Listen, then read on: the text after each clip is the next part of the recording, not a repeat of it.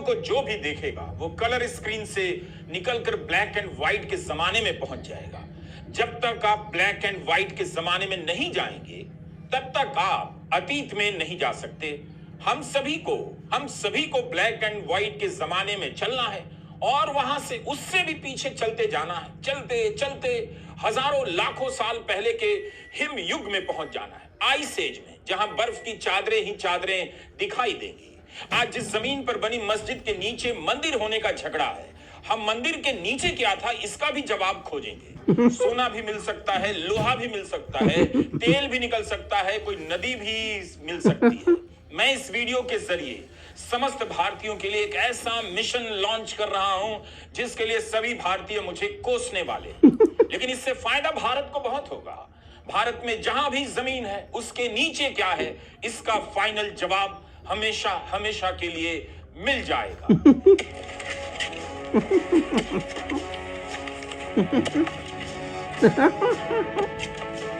इस योजना का नाम है भारत खोदो योजना।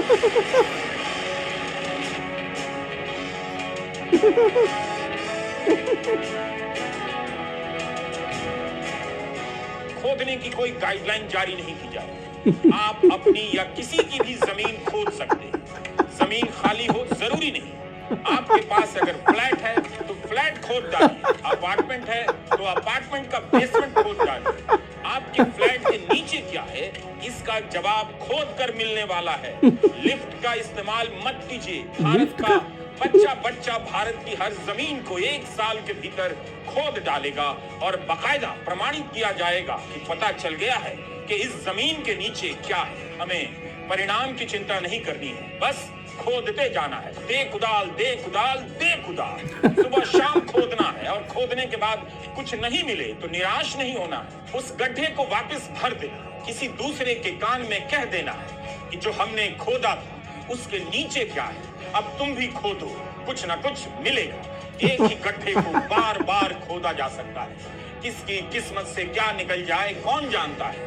क्या पीडब्ल्यूडी के सड़क बनाने के बाद सिंचाई विभाग उसी सड़क को नहीं खोदता है तो खुदी हुई जमीन भरने के बाद खोदी जा सकती है। इसी योजना का नाम है भारत खोदो योजना। हम पहले ही बता देना चाहते हैं, भारत खोदो योजना का नेहरू की किताब भारत एक खोज से कोई रिलेशन नहीं है। केवल जमीन ही नहीं, इमारत है तो इमारत के नीचे क्या है इसका जवाब मिल जाना चाहिए। पेड़ है तो पेड़ के नीचे क्या है, नदी है तो नदी के नीचे क्या है, पहाड़ है तो उसके नीचे क्या है। हम सब खोद कर नीचे चले जाएंगे और पता लगा लेंगे कि जमीन के नीचे क्या है।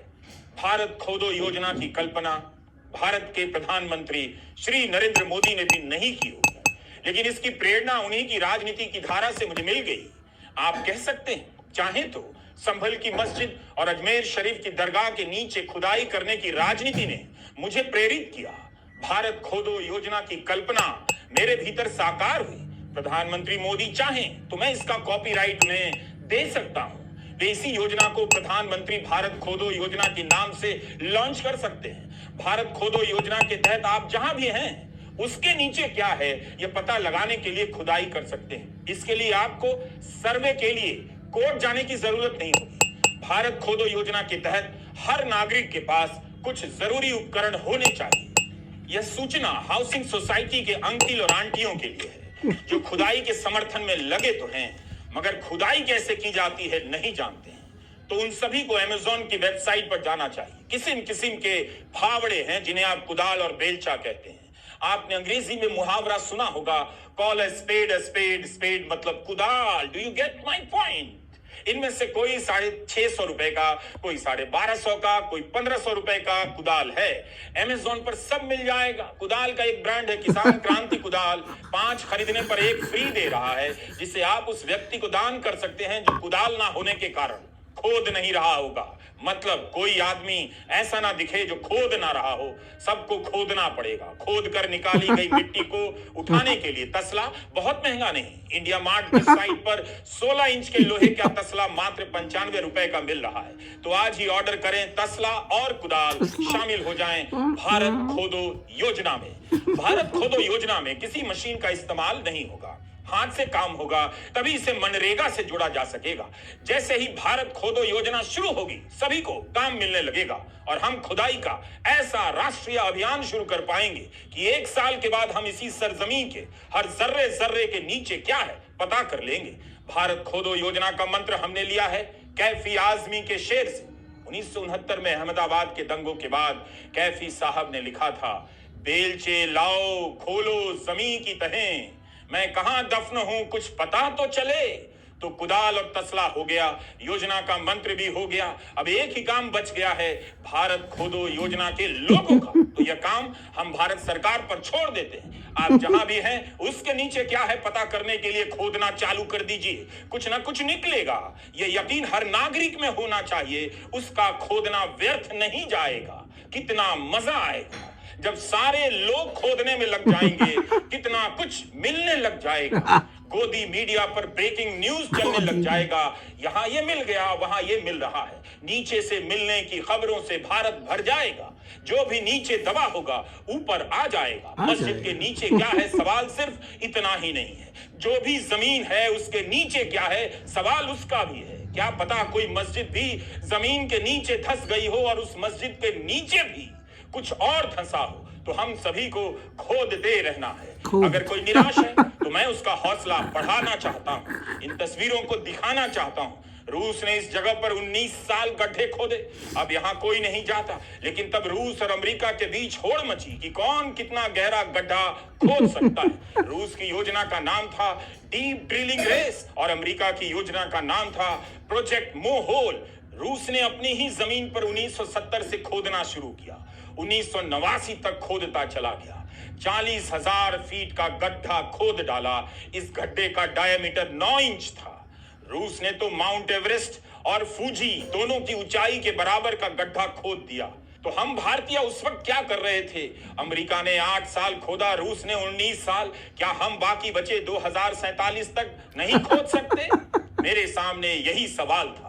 1947 से हम आजाद हैं, हम अपनी जमीन के मालिक हो चुके हैं, फिर भी हमने अभी तक खोदा नहीं। अभी भी देर नहीं हुई, हम 2047 तक भारत खोदो योजना चला सकते हैं। संभल की मस्जिद के नीचे मंदिर का पता लगाने का सर्वे नहीं होता तो भारत खोदो योजना का आइडिया नहीं आता। कई बार मूर्खता हमें विद्वता की तरफ ले जाती है। अगर हम अपनी जमीन खोदना शुरू कर दें तो क्या पता अपने कमरे के नीचे से सीधा वॉशिंगटन पहुंचने का रास्ता निकल जाए, ट्रंप को पता भी ना चले हम अमेरिका आ गए। तो आप आज ही कुदाल उठाइए, खोदना चालू कर दीजिए। अपनी जमीन के नीचे क्या है खोद कर पता कीजिए। पड़ोसी की जमीन के नीचे क्या है खोद कर पता कीजिए। मस्जिद के नीचे क्या है खोद कर पता कीजिए। मंदिर के नीचे क्या है खोद कर पता कीजिए। जहां कुछ भी नहीं उसके नीचे क्या है खोद कर पता कीजिए।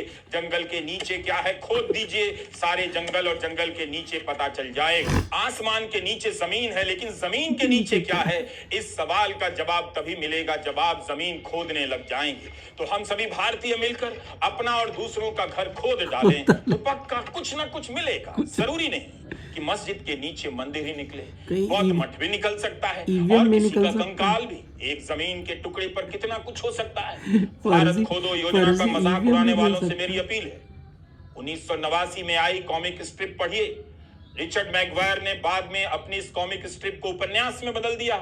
इस उपन्यास का नाम है हियर, हिंदी में मतलब हुआ यहाँ, इधर। इसी नवंबर में अमेरिका में फिल्म रिलीज हुई, उसका नाम हियर है, जो रिचर्ड मैगवायर के उपन्यास पर आधारित है। इस फिल्म की कहानी तो यही है कि जिस जमीन पर 1959 में घर बना था, जिसमें एक भरा पूरा परिवार रहा करता था, उसी जमीन पर 1764 में जंगलों को काटकर लकड़ी का एक घर बना जो आग में जल गया। 1764 से 2500 साल पहले जंगल था और जंगल बर्फ की चादरों से ढका था। उसके 7000 साल पीछे हरे भरे जंगल थे, लेकिन 8000 ईसा पूर्व वहां की जमीन कुछ दलदली सी थी, कुछ घास फूस उगे थे। इस तरह से उसी जमीन के टुकड़े ने दलदल से जंगल, जंगल से लकड़ी का घर और लकड़ी के घर से सीमेंट का घर बनते देखा। रॉबर्ट जेमेकिस की यह फिल्म है। फिल्म बनाने वालों ने काश संभल से लेकर ज्ञानवापी और अजमेर शरीफ दरगाह के सर्वे को शामिल कर लिया होता तो उनकी फिल्म संभल बरेली अजमेर में सुपर हिट हो जाती। खोदने की मांग करने वालों को पता होना चाहिए, गूगल मैप्स ने उन्हें पहले ही समझ लिया था। हियर फिल्म के बाद गूगल मैप्स ने एक नया नक्शा बनाया है। यह नक्शा अमेरिका के कुछ इलाकों के लिए काम करता है, लेकिन इससे ट्रंप को फोन कर भारत में भी चालू करवाया जा सकता है। जैसे ही आप गूगल के सर्च बार में किसी जगह का पता डालते हैं, गूगल मैप्स आपको उस जगह के 500 साल पुराने इतिहास से लेकर 50 साल पहले तक के इतिहास के बारे में बता देता है। जैसे हमने सर्च में व्हाइट हाउस डाला, जहां अमेरिका के राष्ट्रपति रहते हैं, ट्रंप रहने वाले हैं। व्हाइट हाउस के मोहल्ले के बारे में बताया गया है। 500 साल पहले यहाँ पर नाकाचतांग लोग रहते थे, उनके जंगलों में हरियाली थी, जनजीवन फल फूल रहा था। आज से 400 साल पहले इस जगह पर मुसलमानों से कुछ परेशानी है? बिल्कुल भी नहीं, हमारे तो मित्र भी है। मैंने तो ये भी सुना कि आपकी बहन की शादी एक मुसलमान से पैसे लेकर आपने करवाई थी। आज भी हमारा मित्र, अभी 5 दिन पहले ही मिला, चाय भी पी, और हमारा लगभग 500-600 मुसलमान परिवार है जो